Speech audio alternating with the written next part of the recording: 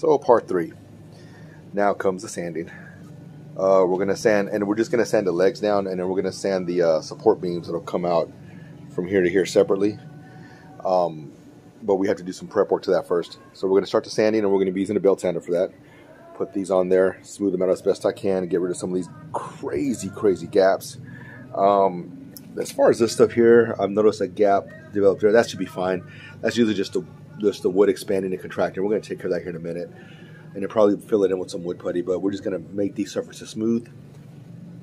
Our biggest concern is going to be the outside surfaces. Those are the ones without the holes in them. All right? So, be right back and I'll show you what the finished product looks like for part 3.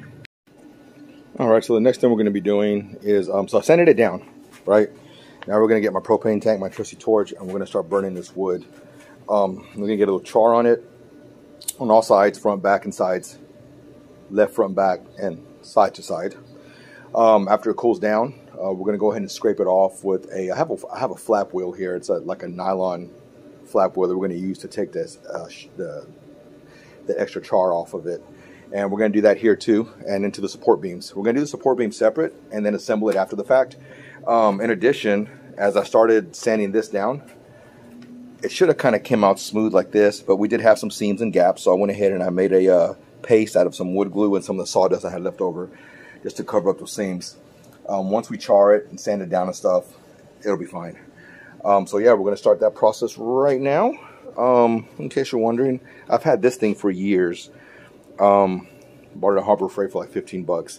The charring process, my understanding of it now, it's a Japanese technique, and what it does is it pulls the moisture from the wood and it pretty much seals it. I actually learned this. I'm 49 and my dad taught me this when I was 9 or 10 years old. He showed me how to do it, and so yeah, that's what we're doing right now actually.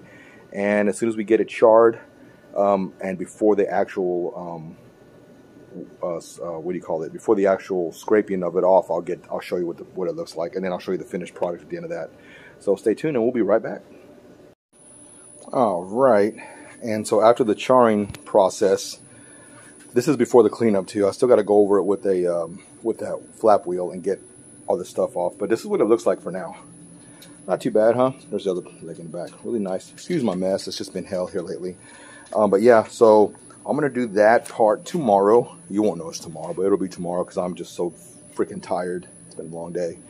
But yeah, once I get the flap wheel to it, it'll take off a lot of these darker spots, and the grain itself is going to be colored. It's going to pop a lot more than it is right now, actually. And then the part where I put the glue in is right there. Excuse my Crocs. And right there, you see where the glue melted? Which will be fine because once I put that flap wheel to it, all that'll come off and you won't be able to tell. And then after that, tomorrow, we'll do the assembly. We'll assemble this, and then it'll be on to explaining part 4, which will be the desktop and the process for that. I haven't quite decided yet, but so far that's what it is. I appreciate y'all tuning in, and look how sweaty I am. It's fucking hot. It's Texas. Middle-aged guy signing off. Thank you so much for joining me, and hopefully we'll finish all this together, or when you get to it. And if you've started this project with me, leave some notes, comments. I'd love to hear them.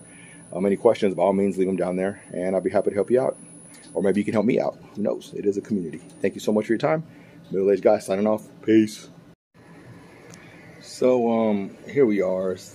For me, it's the next day. This is going to be the same part 3. We've already charred our wood, charred the wood, like I told you. We were using the propane tank with the little torch. That torch I got to get replaced anyways. It's already falling apart. So, anyways, I jinxed myself when I said I've had it for years.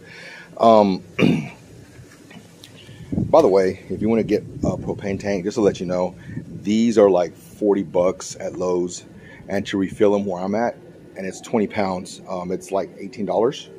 Or you can pay 50 bucks for the 15-pound one and refill it for like 22 bucks. Yeah, do the math. Anyways, so we got our first leg here.